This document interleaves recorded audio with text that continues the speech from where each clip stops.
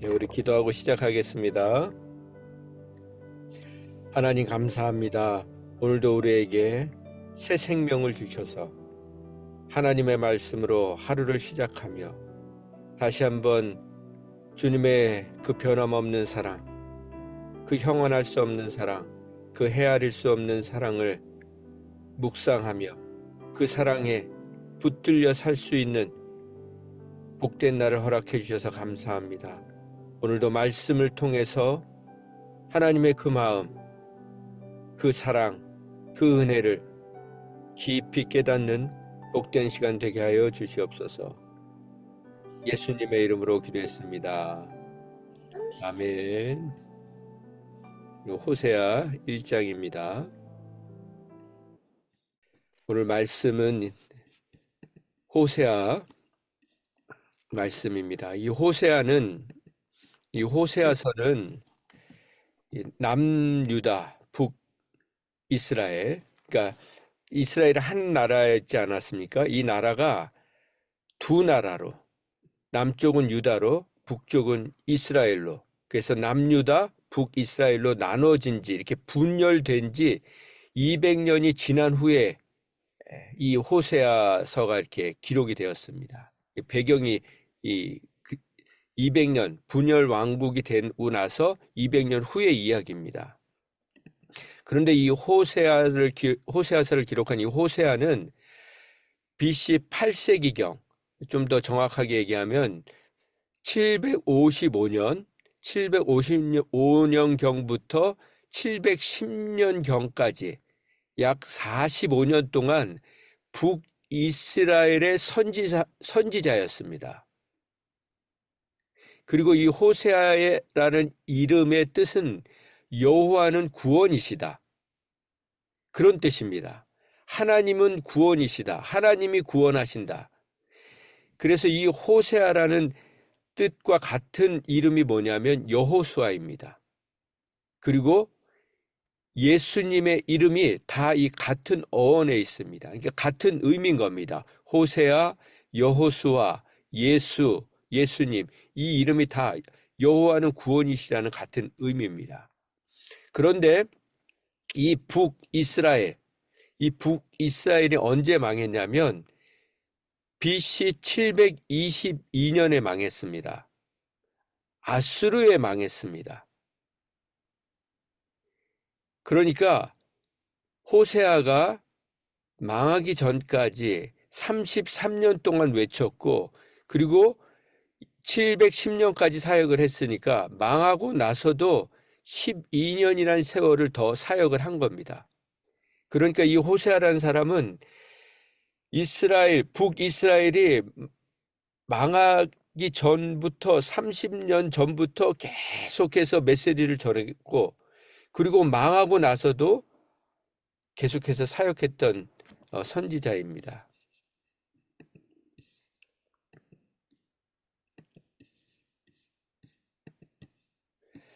그리고 우리가 이 말씀에서 또 봐야 될 게 뭐냐면, 이 북이스라엘의 선지자였던 이 호세아, 근데 이 북이스라엘을 이 호세아서에서는 뭐라고 기록을 하냐면 야곱이라고도 기록을 하고, 제일 많이 쓰는 것이 에브라임이란 단어를 씁니다. 이게 호세아에서 37번이나 나오는데, 왜 에브라임이란 단어를 쓰냐면 남유다는 유다 지파와 베냐민 지파로 구성이 되었습니다. 두 지파로. 북이스라엘은 나머지 10개의 지파로 구성이 되어 있었습니다. 그 중에 가장 많은 숫자가 이 에브라임 지파였습니다. 그래서 북이스라엘을 설명할 때 에브라임 지파라고 설명을 합니다. 그래서 너 에브라임아 에브라임아 하는 게 북이스라엘을 얘기하는 것입니다. 그런데 이 에브라임이란 사람은 누구냐면 요셉의 둘째 아들입니다. 이스라엘의 12지파는 누구의 아들로 구성되어 있었습니까? 마리아 지사님 마이크 켜시고요. 야곱의 아들들이었죠. 야곱의 아들들이었는데 야곱의 아들들이 아닌 두 사람이 있었는데 그 사람이 에브라임과 므낫세였습니다. 이 므낫세와 에브라임은 요셉의 아들이었죠. 그러니까 야곱의 손자입니다. 그런데 손자임에도 불구하고 마치 야곱의 아들처럼 취급이 되어서 이스라엘의 12지파에 들어갔습니다. 그런데 사실은 므낫세가 형이고 에브라임은 동생인데 야곱이 나중에 이 12지파를 축복할 때 므낫세가 아닌 에브라임을 오른손으로 축복했습니다. 이것은 에브라임 자손이 므낫세 자손들보다 더 흥왕할 것을 미리 예언한 것이죠. 자, 그래서 우리가 이 호세아서는 좀 이렇게 좀 정리를 하고서는 이렇게 본문을 읽어야 됩니다. 그래서 우리가 첫 번째로 정리한 것은 호세아. 호세아는 바로 그 북이스라엘이 가장 흥왕했었던 시절의 선지자였습니다. 그래서 오늘도 우리가 말씀을 쭉 보겠지만 이 호세아서 전체 말씀은 북이스라엘 백성들이 가장 번성했을 때, 번영했을 때, 그때 하나님을 등지고 타락한 그 이스라엘 백성들을 향해서 하나님께서 계속해서 경고의 메시지를 전하고 있는 30여 년이라는 시간 동안, 그러니까 결국은 이스라엘 백성들은 너무 이 나라가 잘 되고 흥왕하니까 계속 그 나라가 갈 줄 알았죠. 그러나 하나님은 너희들 계속 그렇게 살면 망한다. 너희들이 지금 의지하고 있는 그 아수르에 의해서 망한다. 그 메시지를 30년 동안 계속해서 전하고 있는 것입니다. 우리가 성경을 통해서 계속 볼 수 있는 것은 하나님이 이스라엘 백성에게 복을 주시면, 잘 되게 해주시면 반드시 타락하고 우상을 숭배하고 간음과 음란에 빠지는 것을 보게 됩니다. 이 우상 숭배, 이 혼합 종교, 이때 당시에 이스라엘 백성들은 바알신을 섬겼습니다. 광야에서는 하나님을 잘 섬기는 것 같다가 그러다가 이제 가나안 땅에 들어가니까 이 사람들이 농경 사회로 가지 않았습니까? 가나안에서는 하나님이 주시는 만나와 메추라기를 먹다가 이제는 자기들이 농사를 지으면서 먹고 살게 되니까 그 가나안의 땅에 이미 자리 잡고 있었던 그 가나안의 신이 바로 바알 신이었습니다. 이 바알은 어떤 신이었냐면 엘과 아세라 여신 사이에서 태어났다고 하는 신인데요. 비와 폭풍의 신, 그러니까 풍요와 다산의 신이었습니다. 그래서 이 바알 신을 섬기는 곳에는 반드시 신전이 있었는데 그 신전 안에는 그 신전을 섬기는 여사제들이 있었습니다. 그 사제들이 바로 창녀짓을 했던 사제들이었죠. 그런데 여러분, 우리가 그 성화 봉송할 때 아테네에서 이렇게 막 여신들 서 있는 거 보지 않습니까? 그 여신들이 어떤 옷을 입고 있습니까? 거기서 막 성화 봉송하는 사람들이 거기서 불을 붙여가지고 막 이렇게 오잖아요. 올림픽 할 때마다. 그러면 그 아테네의 여신들이 어떻게 생겼습니까? 창녀처럼 생겼습니까? 하얀 옷을 입고 되게 성스럽게 보이잖아요. 우리는 그걸 막 아주 막 불을 붙여서 오는 걸 막 되게 성스럽게 생각하고 막 그게 막 비행기를 타고 오면서 꺼지지 않게 막 조심조심 해가지고 막 불을 두 개나 붙여오지 않습니까? 불에 하나가 꺼지면은 잘못되니까 이게 하나는 이제 안 보이게 또 한쪽에다 이렇게 불을 또 붙여오거든요. 그걸 뭐 여신들이 그렇게 하지 않습니까? 이게 이 바알 신에 가면은 뭐 우리가 지금 상상하는 것처럼 무슨 이렇게 창녀들이 막 옷을 뭐 이상하게 입고 나와가지고 막 이렇게 막 그게 아니고 거룩한 옷, 거룩하게 보이는 옷을 입고 그러고 있는 겁니다. 그래서 이때는 이 여사제들이 막 성스럽다고 추앙을 받았다는 거예요. 예. 그렇게 막 겉은 막 성스럽게 하면서 속은 완전히 음란과 간음으로 이게 바로 이 종교의 타락한 종교의 민낯을 보여주는 것이죠. 그래서 호세아서를 통해서 이 호세아를 통해서 하나님은 그래도 그 타락한 백성들 바알 신들에게 양 다리를 걸치고 있는 것. 이 우상 숭배는 뭡니까? 하나님을 섬기면서 또한 바알을 섬기는 이 양 다리 두 집 살림을 하고 있는 이 이스라엘 백성들에게 하나님이 경고의 메시지를 전하고 있는 것이죠. 자, 우리 2절 말씀을 한번 우리 마리아 집사님 읽어봐 주실래요? 여호와께서 처음 호사에게 말씀하실 때 여호와께서 호세아에게 이르시되 너는 가서 음란한 여자를 맞이하여 음란한 자식들을 낳으라. 이 나라가 여호와를 떠나 크게 음란함이니라 하시니. 네. 자, 하나님께서 처음으로 호세아라는 선지자에게 처음으로 말씀해 주시는 것이 무슨 아프리카 가서 이렇게 뭐 어려운 사람을 도와줘라. 이런 어떻게 보면 뭐 이렇게 뭐 한센스 병에 걸린 사람들을 도와줘라. 이런 정말 거룩해 보이는 막 헌신돼 보이는 일이 아니라 너는 가서 다짜고짜 그냥 설명도 없이 음란한 여자를 맞이해라. 창녀와 결혼해라. 그리고 음란한 자식들을 낳아라. 왜 그러냐면 이 나라가 나를 떠나서 음란했는데 크게 음란하기 때문이다. 그렇게 말씀하고 계시는 겁니다. 이 나라 전체가 북이스라엘 하나님을 섬긴다는 이 나라가 나라 전체가 사창가가 되어버렸다. 나에게 부정을 저지르는 창녀의 소굴들이 되어버렸다. 이렇게 말씀하고 계시는 것입니다. 왜 우리가 음란해집니까? 이때뿐만 아니라 왜 우리가 음란해집니까? 그 첫 번째 하나는 부유해졌기 때문입니다. 살만해졌기 때문입니다.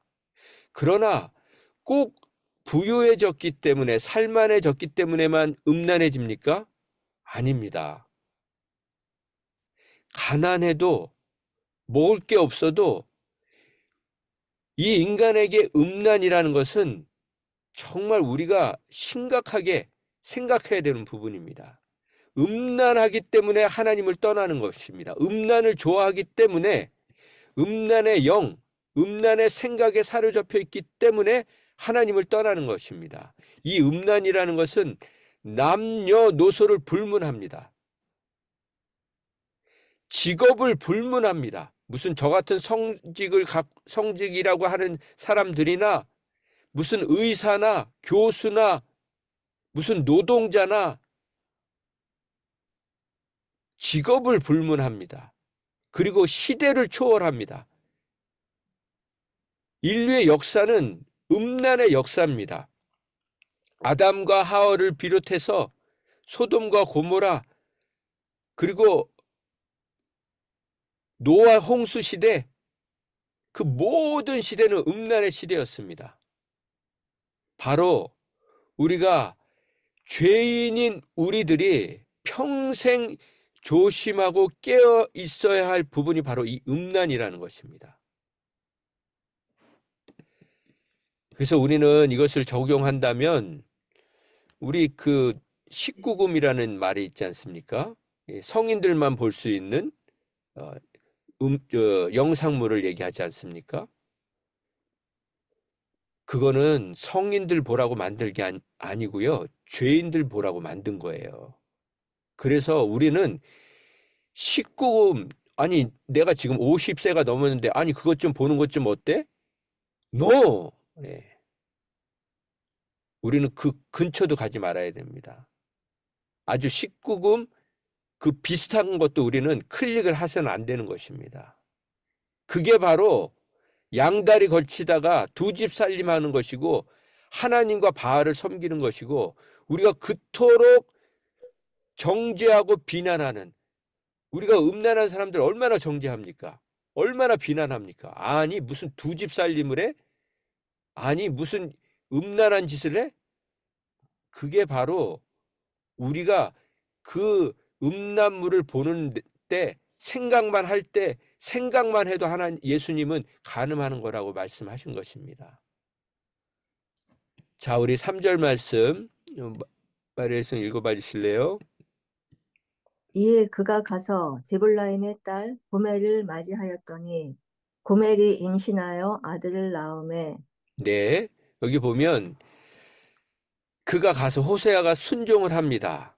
그래서 고멜을 맞이합니다.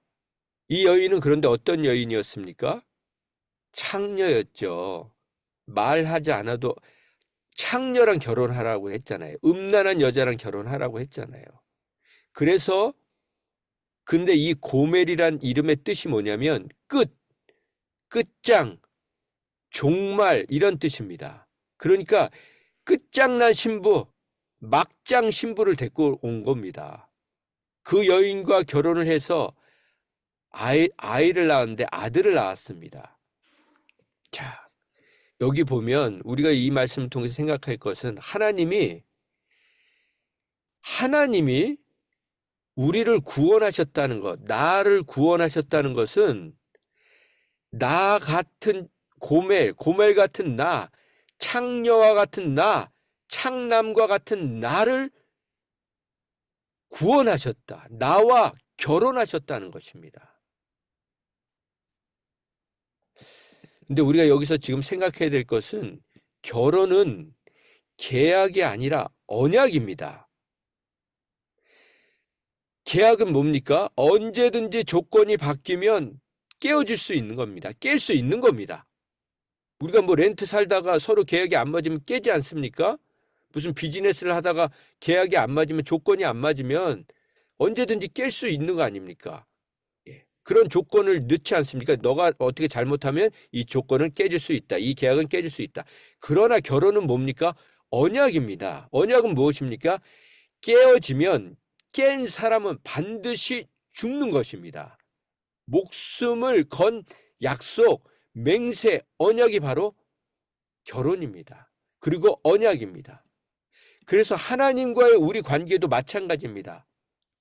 하나님과 우리의 관계도 깨어지면 깨트린 쪽은 죽어야 됩니다.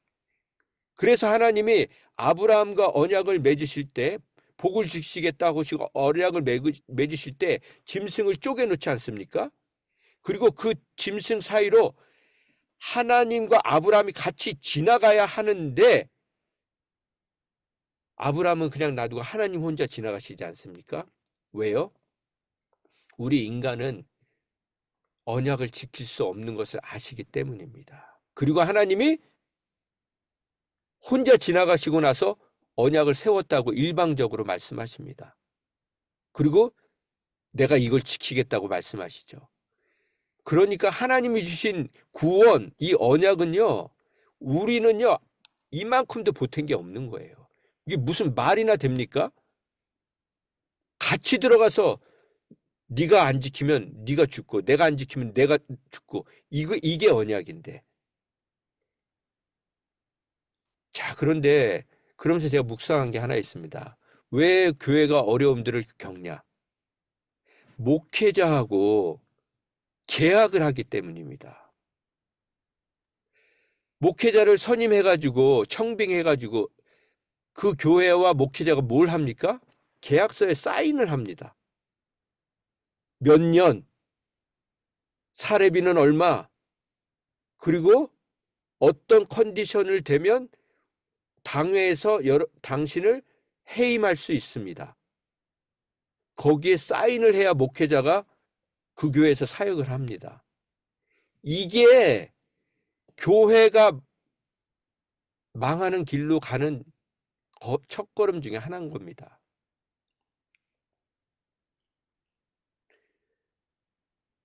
목회자하고 계약하면 안 됩니다. 이건 완전히 세상적인 방법입니다. 주의 종은 하나님이 세우시는 겁니다. 그건요, 우리 배우자는 하나님이, 우리가 믿지 않는 사람들 천생연분이라고 얘기를 하지 않습니까? 하나님이 짝지으신 것을 사람이 나누지 못하게 하지 않습니까? 그렇다면 목회자도 그런 것입니다. 목회자도 하나님이 세우시면 그 사람들이 무슨 잘못을 했다고 징계하고 무슨 제명을 하고 이래서는 안 되는 것이죠. 언약의 관계로 가야 됩니다. 이 언약의 관계가 회복이 돼야 정말 그 안에 하나님이 축복해 주시는 줄 믿습니다. 우리 4절 말씀 읽어 주실래요? 여호와께서 호세아에게 이르시되 그의 이름을 이스리엘이라 하라. 조금 후에 내가 이스라엘의 피를 예후의 집에 갚으며 이스라엘 족속의 나라를 패할 것임이니라. 네. 호세아에게 말하시되 첫째 아들, 그의 이름이라는 게 첫째 아들이죠. 그의 이름을 이스르엘이라 하라. 왜 그러냐면 조금 후에 내가 이스라엘의 피를 예후의 집에 갚을 것이며 이스라엘 족속의 나라를 패할 것임이라. 이스라엘 나라를 족속을 패할 것이다. 자, 이 이스라엘이란 뜻은 원래 뜻은 하나님이 심겠다, 내가 심겠다는 의미입니다. 그런데 또 한 가지 이름이 있는데 하나님께서 흩어버리실 것이다. 이 두 가지 의미가 있습니다. 이 이스라엘을 하나님이 이 땅에 심으시지 않습니까? 우리를 구원하신다는 것은 하나님 나라에 심으신 것 아닙니까? 그런데 이 이스라엘이란 이름을 왜 짓냐면 내가 이스라엘을 이제는 패할 것이다. 이제는 흩어버릴 것이다. 포로로 잡혀가게 할 것이다. 그런 그런 의미로 이 첫째 아들의 이름을 지으라는 것입니다. 이건 무엇입니까? 내가 너희들의 그 두 집 살림하는 거, 양다리 걸치고 있는 거, 우상 숭배하는 거 내가 보고 있을 수가 없다. 너희들이 계속 그렇게 하면 내가 그냥 다 흩어버릴 것이다. 그 말씀으로, 경고의 말씀으로 지금 북이스라엘이 망하기 30년 전부터 계속해서 호세아를 통해서 경고의 메시지를 전하고 있는 겁니다. 지금 오늘 우리가 1장 말씀만을 보는데요. 하나님이 이 말씀하셨다가 저 말씀하셨다가 막 1장 사이에도 몇 번 바뀝니다. 이게 왜 바뀌느냐? 우리는 지금 1장을 한꺼번에 읽지만 이 말씀이 뭐예요? 30년 동안 하나님이 하신 말씀이에요. 그러니까 1장과 2장 사이, 2장과 3장 사이, 3장과 4장 사이는 몇 년이 흘렀는지 몇 달이 흘렀는지 우리는 모릅니다. 그러니까 하나님이 계속해서 경고의 메시지를 주시고 다시 회복의 메시지를 주시고 이러시는 거죠. 이게 뭐 하나님이 막 변덕스러워서 그러신 게 아니고 계속해서 메시지를 주시는 것입니다. 뭐 자세한 얘기, 예후 이런 얘기는 시간이 없어서 못하고요. 5절 말씀. 그날에 내가 이스라엘 골짜기에서 이스라엘의 활을 꺾으리라 하시니라. 또 엄란과 시간이 지나서 이 말씀을 하셨겠죠. 이스라엘 골짜기라는 것은 가장 북이스라엘에서 이 가장 비옥한 땅을 얘기합니다. 가장 거기서 많은 곡식이 났지 않았겠습니까? 그 이스라엘 백성들이 야, 여기는 정말 천국이야. 가나안 땅 아니야? 하나님이 젖과 꿀이 흐르는 땅에 우리를 보내셨잖아. 그 땅에서 바알 신들을 섬기던 우상 숭배라던 그곳에서 이스라엘 화를 꺾으시겠다. 이스라엘을 망하게 하실 것일 거라는 것입니다. 그걸 예언하시는 거죠. 자, 여기서 우리가 생각해야 될 것은 하나님의 심판, 하나님의 징계는 대충, 대강 하지 않습니다. 왜 그렇습니까? 이거 한번 생각해 보세요. 왜 하나님의 심판은 대충 하지 않으실까요? 대강하지 않으실까요?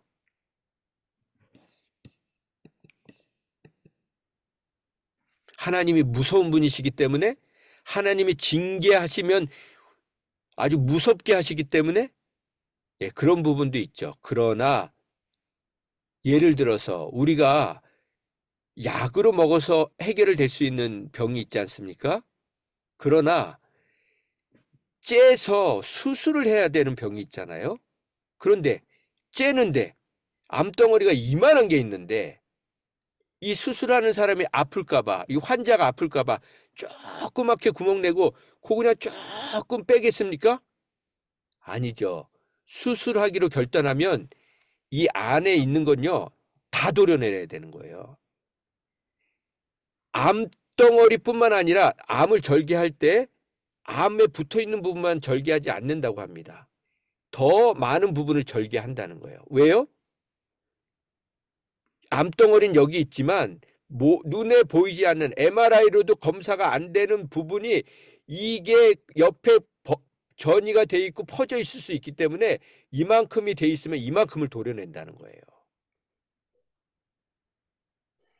하나님이 심판하시면 도려내기로 결심하셨으면 재발할 수 있는 모든 부분까지 과감하게 다 도려내십니다. 그래야 죽지 않기 때문에. 그래서 우리가 하나님의 징계를 받을 땐요, 우리에게 고통이 따릅니다. 그러나 그 고통을 통해서 하나님은 우리를 다시 살리기 원하시는 것, 그게 하나님의 본심인 것을 믿으시기 바랍니다. 다리 몽둥이를 부러뜨려서라도 죄 짓지 못하게 하시려는, 그렇지 않으면 결국 죽으니까, 다 망하니까, 그래서 우리는 부서져야 되고 무너져야 되고 꺾어버리시는 게 은혜이고 부서뜨리시는 게 은혜이고 우리를 째시는 게 은혜시고 우리에게 고통을 주시는 게 은혜이고 우리에게 절망을 허락하시는 게 은혜인 것입니다. 자, 우리 6절 말씀. 고멜이 또 임신하여 딸을 낳음에 여호와께서 호세아에게 이르시되 그의 이름을 로루하마라 하라. 내가 다시는 이스라엘 족속을 긍휼히 여겨서 용서하지 않을 것임이니라. 네, 시간이 지나서 또 임신을 했습니다. 몇 년이 흘렀는지 모르죠. 딸을 낳았습니다. 근데 하나님이 뭐라고 이름을 지으라고 하냐면 루하마.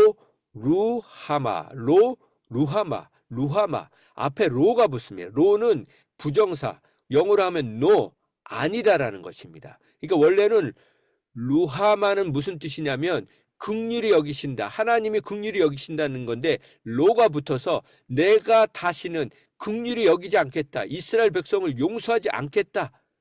그런 뜻입니다. 긍휼히 여김을 받지 못하게 되었다. 그런 말씀을 하고 계시는 거죠. 그 다음에 7절 말씀.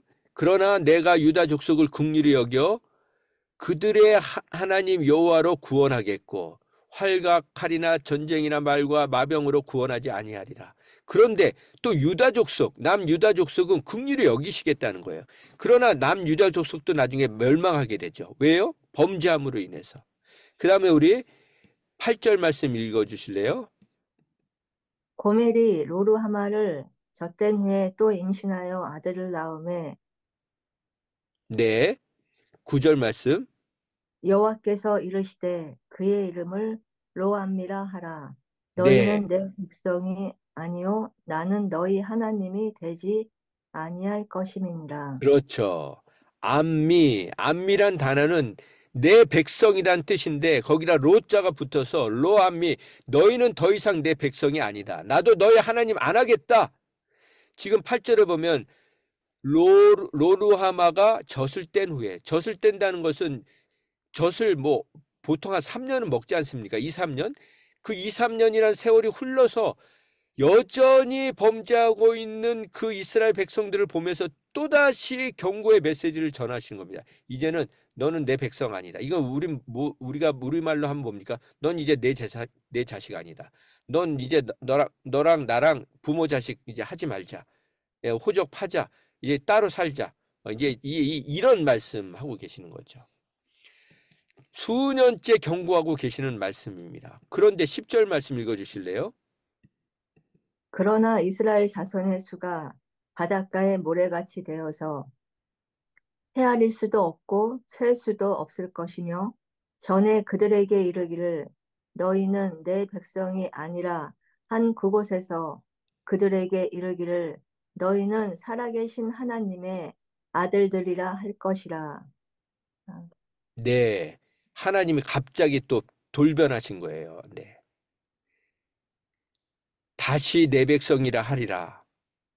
너희를 살아계신 하나님의 아들들이라 할 것이라. 그러고 나서 뭐라고 합니까? 11절과 2장 1절 읽어주실래요? 이에 유다 자손과 이스라엘 자손이 함께 모여 한 우두머리를 세우고 그 땅에서부터 올라오리니 이스라엘의 날이 클 것이미로다. 너희 형제에게는 암미라 하고 너희 자매에게는 루아마라 하라. 음, 네. 결국은 뭡니까? 하나님이 1절 말씀을 통해서 다시 아까는 루암미라고 하시더니 암미라고 하시고 또 로루하마라 하시더니 이제는 루하마라 하시고 이게 하나님의 마음이라는 것입니다. 이게 하나님의 본심이라는 것입니다. 여러분 정말 하나님이 창녀 같은 창남 같은 우리를 하나님의 아내로 하나님의 배우자로 맞이해 주시지 않았습니까? 우리의 믿음의 그 깊이는 하나님의 본심을 아는 것입니다. 하나님을 우리는 알아가면 알수록 높이 올라가는 게 아니고 깊이 내려가게 됩니다. 하나님을 알아갈수록 하나님의 그 본심을 알아갈수록 우리의 머리가 커지는 게 아니고 우리의 무릎을 꿇게 됩니다. 그래서 하나님의 말씀을 알아가면 알아갈수록 성경을 따지고 파헤치는 게 아니라 하나님에 대한 경외심, 하나님에 대한 그 존경심, 사랑함으로 깊이 우리는 뿌리를 내리게 됩니다. 하나님이 율법을 주시면서 첫 번째 나만을 섬기라고 하시지 않았습니까? 이게 무리한 요구입니까? 우리가 결혼을 하면서 나만을 사랑해달라고, 당신만을 사랑하겠다고 이게 무리한 요구입니까? 당연한 요구 아닙니까? 그래서 저는 말씀을 준비하면서 그런 생각을 했습니다. 배우자에 대한 정조를 지키는 것이 하나님에 대한 믿음을 지키는 것입니다. 내 배우자와 맺은 언약을 지키는 것이 하나님에 대한 믿음을 지키는 것이라는 것입니다. 근데 제가 사전을 찾아보니까 이 정조, 절개 이게요 뭐라고 되어 있냐면 여자의 고든 절개 그리고 지조와 정조를 깨끗하게 지키는 여자의 품성. 왜 다 여자라고만 나와 있죠? 아니죠. 정조, 절개 이건 남녀 모두에게 해당된 말씀입니다. 그래서 우리의 믿음을 지킨다는 것은 하나님과 배우자에 대한 믿음을 지킨다는 것입니다. 그래서 마태복음에 보면 그런즉 이제 둘이 아니요 한 몸이니 그러므로 하나님이 짝지어 주신 것을 사람이 나누지 못할 것이라 라고 말씀하셨습니다. 말씀을 정리하겠습니다. 하나님이 원하시는 것은 우리가 하나님과의 관계가 성숙되려면 먼저 우리 배우자와 점점 더 성숙되는 성장하는 관계로 발전이 돼야 합니다. 배우자가 서로 성숙되어지고 성장되는 것을 보는 기쁨이 있어야 된다는 겁니다. 그러려면 첫 번째 말조심을 해야 됩니다. 그리고 정말 존경하고 사랑하는 마음으로 대해야 됩니다. 그냥 쉽게 생각하면 목회자한테는 함부로 하지 않습니까? 우리 배우자에게 그런 말투로 언어로 주님께 하듯이 해야 된다는 것입니다. 기도하겠습니다. 하나님 감사합니다. 그렇습니다. 우리의 삶이 정말 주님 앞에서 창녀 같은 창남 같은 우리를 거두어 주셨는데 하나님 이 땅에 살면서 우리 배우자들과 그 언약의 관계를 가볍게 여기지 않게 하여 주시옵소서. 지금 세상 사람들이 얘기는 계약의 관계, 결혼마저도 언제든지 깨울 수 있다고 생각하는 이런 음란한 생각을 버리게 하여 주시옵소서. 끝까지 주님이 우리를 책임지신 것처럼 끝까지 언약의 관계를 우리 배우자와가 갖게 해주셔서 하나님, 우리의 삶을 통해서 하나님의 사랑이 우리 자녀들에게 흘러가게 하여 주시옵소서. 이미 이혼한 자들에게는 하나님을 그렇게 섬길 수 있는, 하나님을 정말 나의 거룩한 신랑으로 섬길 수 있는 그런 복된 마음을 허락하셔서 남은 삶이 그렇게 하나님 앞에 복되게 쓰임받게 하여 주시옵소서. 예수님의 이름으로 기도했습니다. 아멘.